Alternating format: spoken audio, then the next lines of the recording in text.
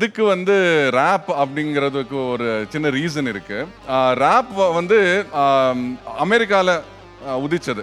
எஸ்டாப்ளிஷ்மெண்ட்டுக்கு எதிராக லைக் வந்து ஒரு போலீஸ் வந்து அக்கிரமம் பண்ணுது அப்படின்னா இந்த பிளாக் பீப்புள் வந்து அதுக்கு எதிராக அது ஒரு குரல் எழுப்பணும்னு சொல்லி தான் ரேப் யூஸ் பண்ணாங்க.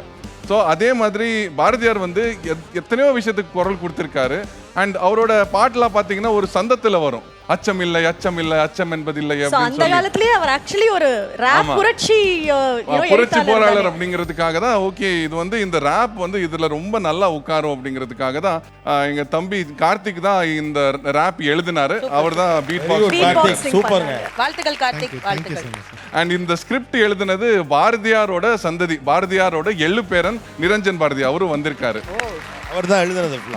வாங்க, மரியாதைக்குரிய நிரஞ்சன் அவர்களை அன்போடு மேடை கலைக்கிறோம்.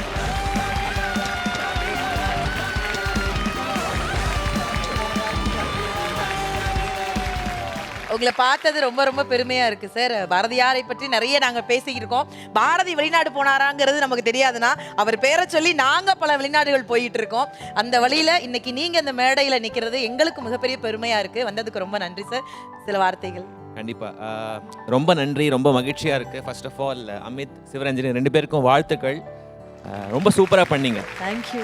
இது வந்து ரேப் பாடுறது வந்து அவ்வளோ ஈஸி கிடையாது. நீங்கள் சொந்தமாக அது வேற பாடி வசனம் பேசி நடித்தது வந்து ரொம்ப அற்புதமாக இருந்தது.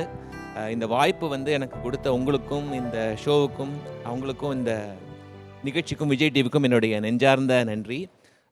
பாரதியாரை பற்றி நிறைய பேருக்கு தெரியும். அவர் வந்து நிறைய கவிதைகள் எழுதியிருக்காரு, பாடல்கள் பாடியிருக்காருன்னு நிறைய பேருக்கு தெரியும். ஆனால் அவருடைய அந்த பர்சனல் லைஃப், அவர் எந்த அளவுக்கு கஷ்டப்பட்டாருங்கிறது நிறைய பேருக்கு தெரியாது. பாரதியாரை விட அவங்க சொன்ன மாதிரி செல்லமாக தான் ரொம்ப கஷ்டப்பட்டவங்க. ஏன்னா அவர் வேற ஒரு உலகத்தில் இருப்பார், ரொம்ப எக்ஸென்ட்ரிக்கான ஒரு பர்சனாலிட்டி. ஆனால் செல்லமாக தான் யதார்த்தவாதி. அவங்க தான் வந்து குடும்பத்தை நடத்தினாங்க. ஸோ அந்த கஷ்டம் நிறைய பேருக்கு தெரியாது. ஸோ அவங்களுடைய குரலாகவும் செல்லம்மாவோடைய ஒரு குரலாகவும் இந்த எபிசோடு வந்தது ரொம்ப எனக்கு பர்சனலி ரொம்ப சந்தோஷம். அதற்கு களம் அமைத்து கொடுத்த விஜய் டிவிக்கும் என்னுடைய நன்றி.